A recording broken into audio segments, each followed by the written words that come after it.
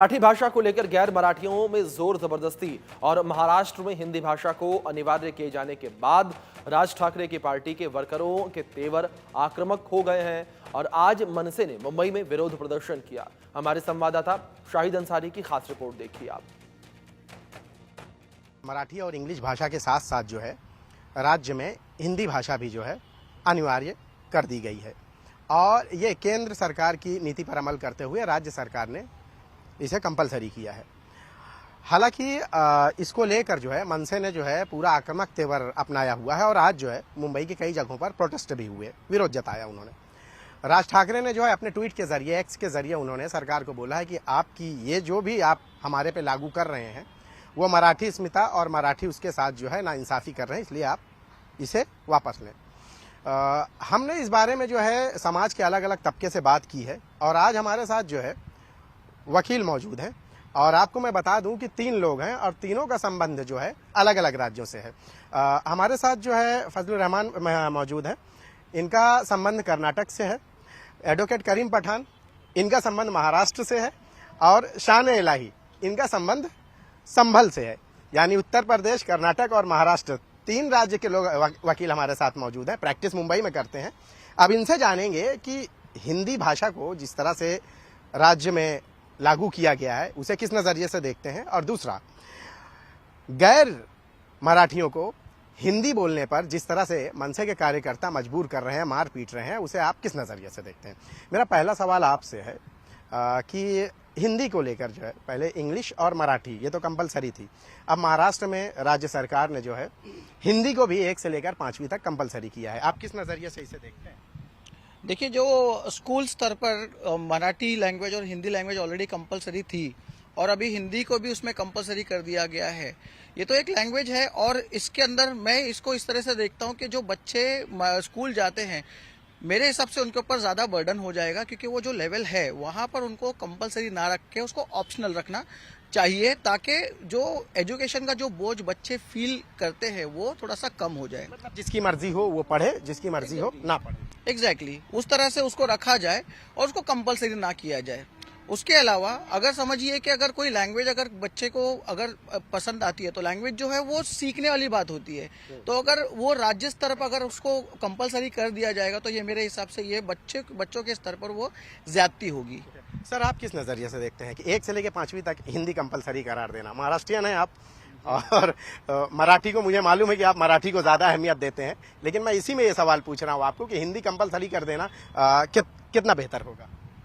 मैं इस बात को ये जो हिंदी और मराठी का जो झगड़ा जो चल रहा है, ये असल में 2 पहलू हैं इसके। एक है राजनीति और दूसरा है बच्चों का एजुकेशन जी। और अगर हम एजुकेशन के हिसाब से अगर देखा जाए और लीगली अगर बात किया जाए तो एजुकेशन ये हमेशा से एक स्टेट का सब्जेक्ट रहा है एज पर कॉन्स्टिट्यूशन। लेकिन जो 42nd अमेंडमेंट आई 1976 में कॉन्स्टिट्यूशन में, उसे कंकरेंट लिस्ट में डाला गया है। कंकरेंट लिस्ट मतलब जो स्टेट और सेंट्रल गवर्नमेंट दोनों इसको रेगुलेट कर सकते हैं। अब यहाँ पर देखने वाली बात ये है कि ये जो नया जो सर्कुलर आया है वो नेशनल एजुकेशन पॉलिसी 2020 के तहत निकाला गया है, जो कि सेंट्रल गवर्नमेंट का एक बहुत ही एजुकेशन को लेकर जो स्कीम है, को लेकर एक बहुत बड़ा कदम है। अब रही बात यहाँ पर, अगर आप देखेंगे कि सेंट्रल गवर्नमेंट में जो रूलिंग पार्टी है और स्टेट गवर्नमेंट में जो रूलिंग पार्टी है, दोनों सेम है। और जिस तरह से ये हिंदी को कंपलसरी बनाया गया और इसमें महाराष्ट्र के लोगों की बिना सुनवाई लिए, तो यहाँ पर एक चीज का मतलब आपका ये कहना है कि महाराष्ट्र से जुड़े, इस फील्ड से जुड़े लोग थे, उनसे पूछना चाहिए। क्यों? उसका रीजन ये है, जब आपने मराठी को एक अभिजात दर्जा दिया है, अभिजात भाषा का जो दर्जा दिया है, तो इसका मतलब ये है कि सिर्फ ये ऑन पेपर नहीं होना चाहिए, ये आपके कंडक्ट में भी रहना चाहिए। तो ये दिखता है कि दोनों सेंट्रल और स्टेट गवर्नमेंट के बीच का ये एक मिसकम्युनिकेशन है, जिसके कारण ये हिंदी को जो कंपलसरी किया गया और यहाँ के लोकल महाराष्ट्र में जो रहने वाले लोग हैं और सेलेक्टेड लोग हैं जो इस पर ऑब्जेक्शन ले रहे हैं। ये बात हो गई पॉलिटिक्स के बारे में। अब रही बात लैंग्वेज की, जैसा सुप्रीम कोर्ट ने जो कल का जो एक जजमेंट आया जिसमें सुप्रीम कोर्ट का कहना है कि उर्दू लैंग्वेज के बारे में आया। तो ये सारी लैंग्वेजेस हमारे यहाँ हिंदुस्तान में पैदा हुई हैं, यहीं पर पली बढ़ी हैं, तो इस पर सबका इक्वली उतना ही अधिकार है।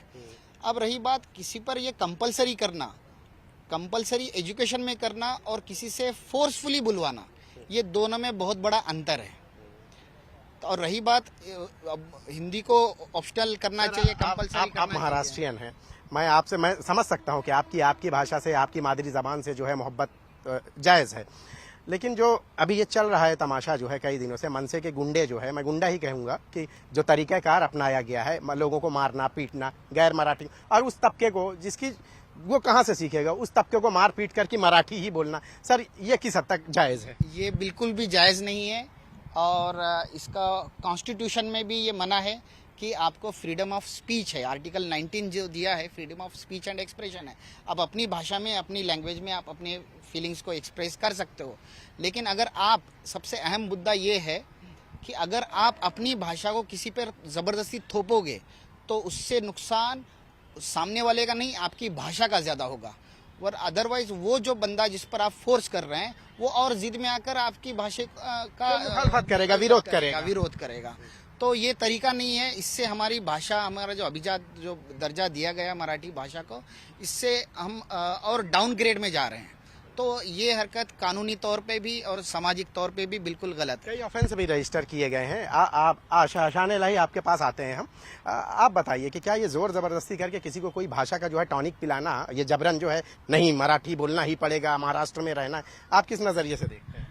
कर्नाटक ये देखिए, ये तो बहुत ही ये सुनने में भी ऐसा और बोलने में भी ऐसा लगता है कि ये बहुत ही गलत चीज है। ऐसा लगता है कोई भाषा के लिए मोहब्बत से पेश आए। देखिए, भाषा जो है ना, लोगों के लिए कम्युनिकेशन का एक जरिया होता है, तो उसको अगर प्यार से अगर आप समझाओगे तो हो सकता है कि कोई मान भी जावे। कि भाई अगर कोई मुझे बोले कि भाई तुम मराठी में ही बात कर, तो मैं बोलूंगा कि भाई अगर तुम मुझसे अच्छे से बोलोगे कि भाई तू मराठी में ये चीज को बोल, तो मैं बोलूंगा बहुत अच्छे से। लेकिन जबरदस्ती से अगर कोई मुझसे करवाएगा तो मैं तो बोलूंगा मेरा कॉन्स्टिट्यूशनल राइट है वो, कि मैं बोलूं या ना बोलूं, तुम मुझसे बुलवा नहीं सकते।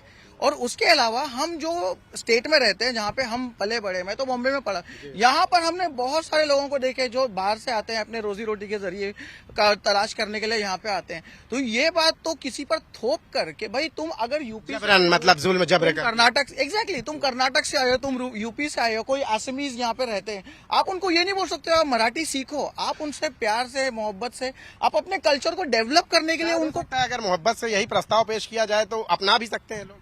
एग्जैक्टली और लोगों को चाहिए क्या, आप थोपोगे नहीं, आप लोगों को बोलोगे कि देखिए आप अगर ये कल्चर को आपको पनपाना है तो आपको उसको अच्छे से, प्यार से और मोहब्बत से उसको आप क्या कर सकते हो, परवान चढ़ा सकते हो। अदरवाइज ये क्या होगा, ये नेगेटिव इफेक्ट इसके बहुत ज्यादा फैलेंगे रादर देन पॉजिटिव इफेक्ट।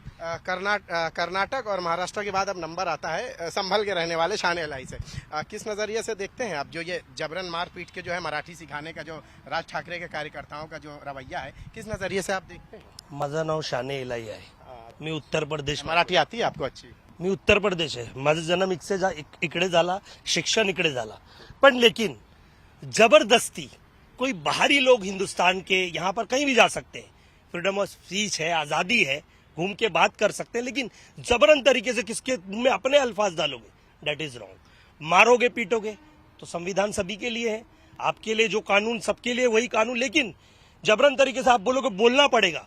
मैंने महाराष्ट्र नवनिर्माण सेना में 9 वर्ष काम किया है, मैं महाराष्ट्र नवनिर्माण विद्यार्थी सेना का संपर्क प्रमुख रह चुका हूँ, मुंबई का उपाध्यक्ष रह चुका हूँ, बट किसी को जबरन तरीके से वही नीतियां अगर हुई तो कौन देखता है, केसेस होते हैं, उनके बच्चों को कौन संभालता है, कोई देखने नहीं आता है। ठीक है, ये एक पॉलिटिकल मुद्दा है। आज राज्य सरकार ने जो ये 1st to 5th जो एजुकेशन पे ये हिंदी भाषा को लागू किया है, ये सेंट्रल के परमिशन के बिना नहीं किया है, ये उन्हें पता होना चाहिए। राज्य सरकार जो भी फैसला करती है सेंट्रल के आदेश के बाद ही करती है, तो उन्हें पता होना चाहिए कि ये आपको किस कैटेगरी में लेके जा रहे हैं, आपको नजरअंदाज किया जा रहा है, इसलिए मराठी भाषा को उन्होंने प्रेफरेंस रखा है, इग्नोर नहीं किया है। लेकिन हिंदी भी थोप दी गई, हिंदी भाषा को भी लागू किया है। मतलब जो चाहे बोल सकते हैं, रह सकते हैं, जबरन आप बुलवाओगे तो नहीं चलेगा, क्योंकि आने वाला महानगर पालिका का चुनाव है और ये सब स्टंटबाजी चल रही है। आपको पता है, मैंने जैसे बोला, आपने जब मैंने मराठी से शुरुआत करी तो मुझे कोई नहीं पहचान सकता, मैं उत्तर प्रदेश से हूँ, की माझा जन्म इकडे मुंबईमध्ये झाला, इकडे शिक्षण झाला, सगळेच इकडे वकील सगळेच इकडे बनवले, पण काय मैं जबरदस्ती बोलोगे तो नहीं सुनेंगे, जबरदस्ती बोलोगे तो आपके ऊपर भी वो कानून लागू होता है। लेकिन हाँ, हम सम्मान सभी का करते हैं, मराठी हिंदी हर भाषा का सम्मान करते हैं, लेकिन राष्ट्रीय भाषा जो है वो सबको पता है वो हिंदी है, लेकिन ये रीजन भाषा है, हम इसका सम्मान करते हैं। लेकिन जबरन तरीके से हाथापाई करके गरीबों को मारना, ये कहीं का आपको बहुत बहुत शुक्रिया हमसे बात करने के लिए। तो आपने सुना कि 3 राज्य के जो लोग हैं और अपनी अपनी राय आपके सामने लोगों ने पेश की। देखिए, भाषा मराठी हो या कोई भी हो, भाषा को अगर मोहब्बत से और एक मोहब्बत से परोसा जाए शायद किसी के सामने, तो संभव है कि वो तबका जिसको मनसे के कार्यकर्ता मार पीट और जुल्म जब्र करके सिखाना चाहते हैं, वो तबका शायद आपकी इस मोहब्बत के प्रस्ताव को स्वीकार भी कर ले। लेकिन महाराष्ट्र में ऐसा नहीं है, क्योंकि मनसे के कार्यकर्ताओं ने इसी को मुद्दा बनाकर अपने सियासी वजूद को बरकरार रखने के लिए उस तबके को निशाना बना रहे हैं जो अपना घर बार छोड़कर महाराष्ट्र में यानी मुंबई में आकर रोजी रोटी अपनी गुजर बसर कर रहा है। कैमरामैन विष्णु के साथ शाहिद अंसारी, इंडिया न्यूज, मुंबई। तो दिल्ली के कैबिनेट मंत्री मनजिंदर सिंह सिरसा का बयान सामने आया। राजौरी गार्डन में बढ़ते नॉनवेज ढाबों